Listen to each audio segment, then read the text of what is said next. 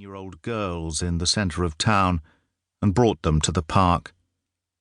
The skinny one, who had her 10-year-old brother in tow, held no interest for them.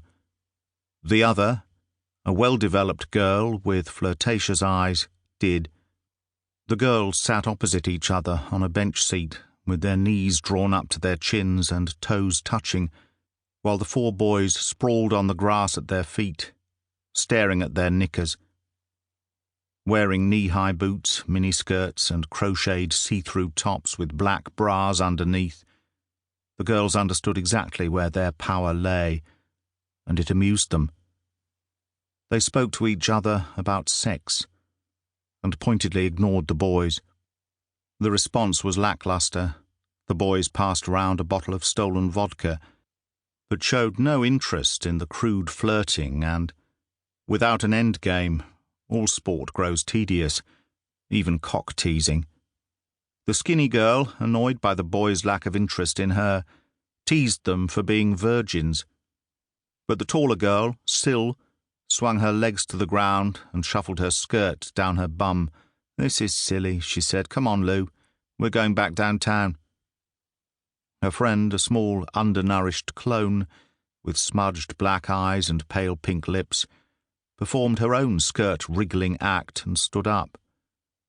They both aped the fashion sense of Cathy McGowan from their favourite pop show, Ready, Steady, Go, with belts worn at hip level and hair ironed straight to fall in heavy fringes over their forehead. It suited Sil, whose face was strong enough to take it, but Lou, who was tiny, like Twiggy, wanted to cut her hair in an urchin style. Sil wouldn't allow it. It was part of their friendship pact that they looked alike, or as near alike as was possible for a well-developed teenager and one who had to stuff Kleenex down her bra. "You coming or what?" Sil demanded of Lou's 10-year-old brother, nudging him with her toe.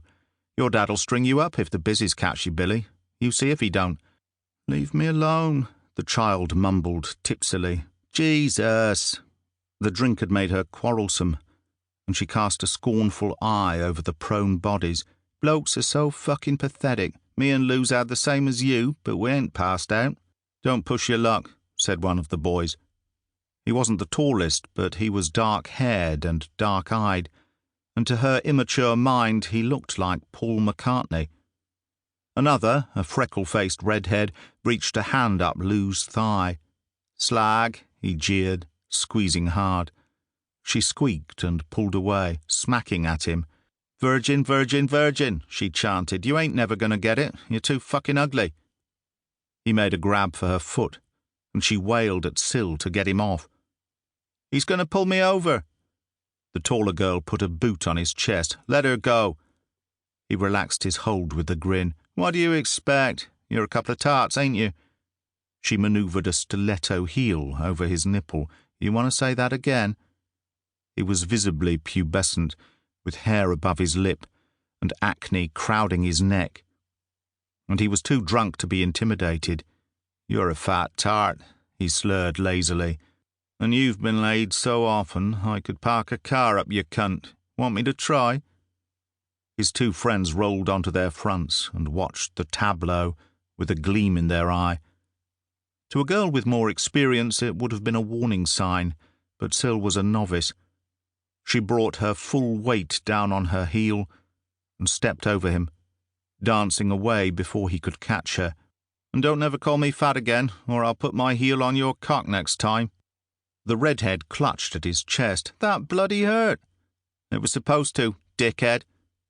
She jerked her chin at the other girl as she started to walk away. But there was no such easy escape for Lou. She was trapped against the bench and lost her balance when the dark-haired boy made a lunge for her. He grabbed her arms as she fell and spread-eagled her on the grass, and her wails of fear brought Sil running back. Their mothers should have warned them about the dangers of whipping up testosterone. But the only advice either had been given was, if you dress like a tart, you'll get yourself raped, and it'll be your own fault when it happens. Believing she was streetwise, it was Sil who was the more naive. With animal instinct, Lou became catatonic immediately.